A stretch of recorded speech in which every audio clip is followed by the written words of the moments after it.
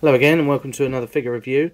This time around I discussed this doing this Jedi. We're going to do my Star Wars astromechs, but we're going to give them a little bit more background and just flesh them out for you, give us a bit more interesting story to them. First up we're going to do a Power of the Force R2-D2. I don't know what's going on with the plastic on this, but the colour is, the body has got a sort of magnolia colour. But the legs are nice and pristine and white, so it's obviously something to do with the plastic they've got. Right, it's basically it was the new sculpt from the original R2-D2, which, if you remember, had the stickers across the body. It's quite a nice figure. It's got a light pipe eye. It was the first one to have this sort of light pipe eye where the light goes in through the top and makes his radar eye shine up. Head just turns. There's no clicking sound or anything. He has a pull down leg. Problem is it leaves a big armature on the back, which I find very annoying. There's no articulation in the ankles and the pipes are painted on. Let's pop that in. But there he is. It's not a bad figure. You've got to remember he's what's 10 years old near enough. There you go. Okay, next up we have Jabba's sail barge R2. Nice astromech, very well detailed. He's had pull down legs, so his body is a little bit deeper. The leg just pulls down quite a way. It has a hinged ankle, and these have hinged ankles, and so you can get him in his three-leg stance. As you can see, he's got a drinks dispenser on his head. The drinks dispenser can pretty much be positioned any way you like. It comes off, and so does the drink carriage. It's quite nicely detailed. Nothing much to say about his finger. His head just clicks when it turns. No light pipe eye. It's quite nicely detailed though. It's just a nice figure. It's a nice R2, and it's unusual, what with the drinks carriage and the dispenser. Just pop that in there like that. There we go. R2 on Jabba's sail barge. That's what 3PO says. What are you doing, R2? Yeah. Serving drinks. If we're not careful, they're going to kill Master Luke. And if we're not, no, they're going to kill Master Luke. And if they're not careful, us too. Something similar, anyway. There we go. Next up, I'm not sure which set this came from, but this R2 is most unusual. He has a light pipe eye.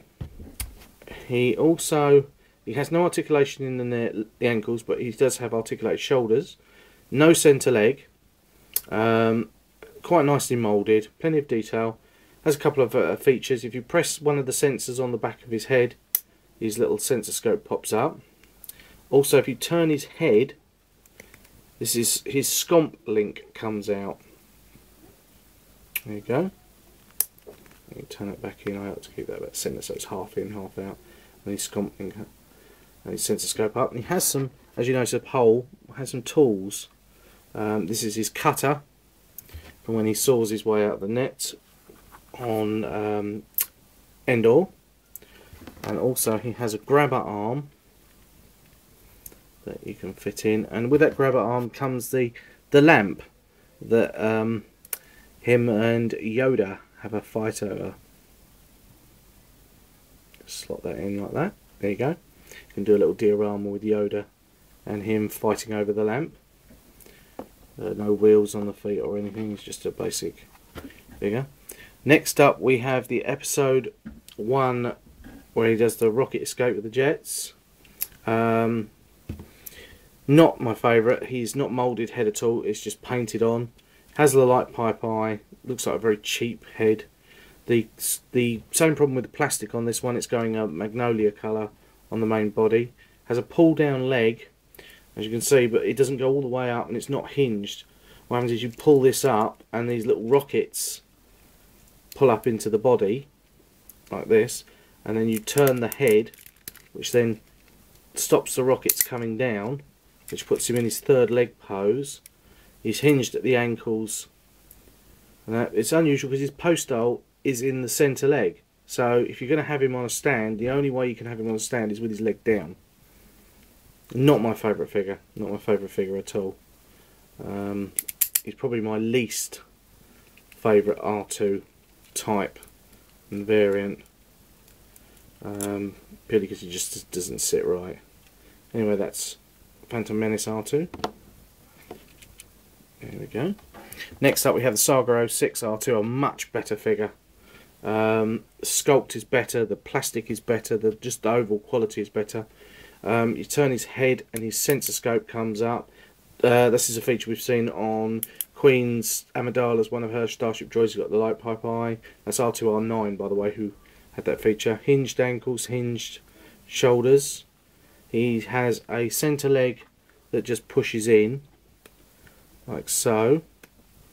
It opens up like that. Like that. He's actually wheeled on the bottom, so you can trundle him along.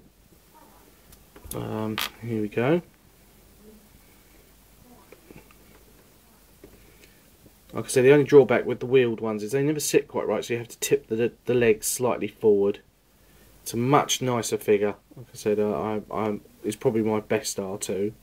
And then you have the 30th anniversary R2, which is basically identical to the Saga 06 R2, except he's got slightly green painted feet, and he comes with this Ewok sort of carrying harness that he straps to. But apart from that, it's an identical figure in every way, apart from the painted feet.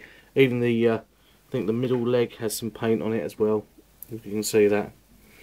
Anyway, hope you enjoyed that. What I'll be doing next is I'll be going through my astromechs and just fleshing them out and giving a little bit more background info for you. I hope you enjoyed it. Just another thing, like I said, R2's name supposedly comes from either two sources. One is that George Lucas kept saying it over and over again because he liked it sounding phonetically. And two is a real 2 dialogue 2 from the script. Who knows? Anyway, like I said, little tidbit for you there. Another one for you is apparently, due to according to fan lore, or some sources of fan lore, R2-D2 is 80 years old by the time Phantom Menace comes around. That makes the mind boggle, doesn't it? Anyway, take care. See you soon. Bye.